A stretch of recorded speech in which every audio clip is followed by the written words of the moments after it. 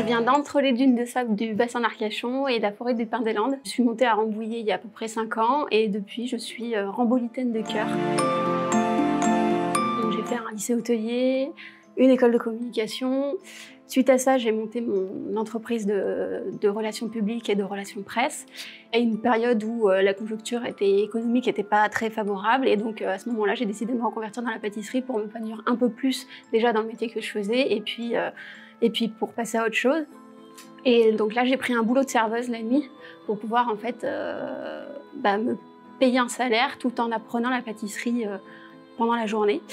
J'ai travaillé en boulangerie en tant que vendeuse pour voir un peu comment fonctionnait donc, le métier de boulanger-pâtissier, voir l'autre côté du miroir. Et suite à ça, j'ai décidé en fait de monter à mon compte et de créer mon statut de pâtissière conteuse où j'ai développé un concept autour de la pâtisserie et de l'imaginaire et comment nourrir l'imaginaire avec la nourriture. Et donc, ça a donné naissance au Bestiaire fantastique autre conte gourmand, qui est un livre de pâtisserie contée et où tout autour, j'ai réalisé des ateliers avec les enfants pour immerger dans l'imaginaire et dans le fantastique. J'ai aimé écrire par rapport à ce livre et donc j'ai écrit un livre de contes pour enfants. Et suite à ce livre, je suis ce que je fais aujourd'hui, je suis auteure de romans.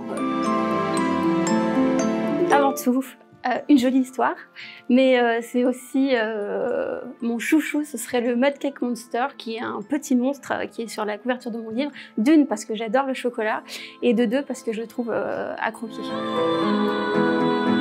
C'est celle que je réalise avec mes proches. Elles sont pas super belles ou super réussies, mais elles ont, je dirais, ce je ne sais quoi d'amour et de partage, et c'est ce que j'aime. Inquiétante étrangeté. Une expérience inédite, du challenge, une pression de malade et de l'inconnu. Beaucoup d'inconnus parce que quand je me suis lancée dans l'aventure, je n'avais jamais travaillé avec le binôme avec lequel j'ai travaillé durant le Prime. Donc j'ai travaillé seulement avec eux pendant le casting. Et quand on se lance dans une aventure comme ça, sans connaître les personnes avec qui on va travailler dans un monde complètement inconnu, parce que je travaillais de chez moi, donc je n'avais pas forcément l'habitude de travailler dans des gros labos, etc. Il faut aimer le challenge et l'inconnu, et j'ai pas été déçue. On a toute la journée là. Au top de la liste, je partirais sur Frankenstein de Mary Shelley, pour moi qui est le livre le plus humain qui m'a été donné de lire. Le Tour d'écrou d'Henry James, qui m'a littéralement retourné le cerveau, que ce soit d'une part par son écriture et d'autre part par l'histoire. Donc on referme le livre et on se dit « what ? Qu'est-ce qu'il m'a raconté ?» Donc on va reprendre le livre et là on va tout disséquer et on va se dire « waouh, en fait c'est tout qui se met en place et en fait on est époustouflé ». Coraline de Neil Gaiman, parce que cette méchante mère, elle est mais genre formidable. Enfin, elle est horrible, hein, mais je trouve c'est un archétype du méchant qui est génial.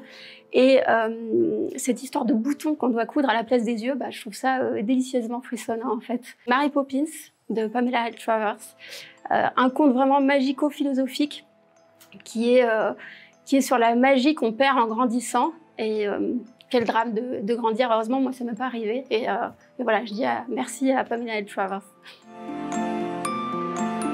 Ère victorienne, Sleepy Hawthorne. Le docteur George Ruffman est au port d'une des plus grandes découvertes qui pourrait changer le cours de l'humanité. Mais ses recherches, consignées dans un carnet destiné à son associé, n'arrivera jamais jusqu'à Londres. Alors, hasard ou manipulation, quel est ce fantôme du passé qui vient le hanter et pourquoi prend-il la forme d'un mystérieux portrait de femme apparu chez son ami de toujours?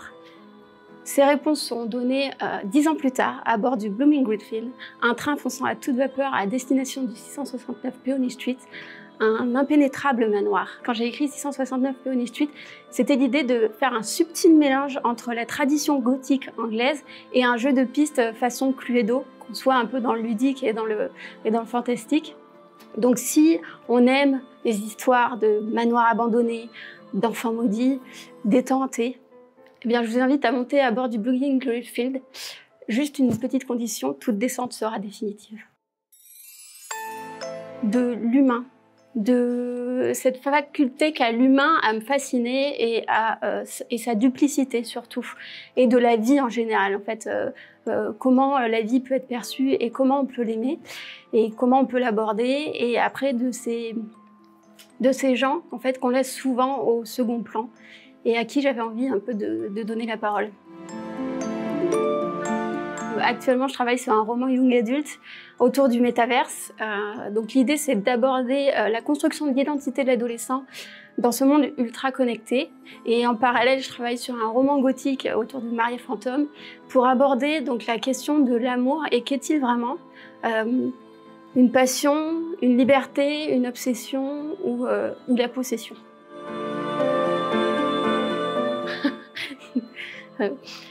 Je devrais retourner dans ma grotte pour écrire, mais du coup, je crois que je vais profiter un peu du beau temps. Merci beaucoup.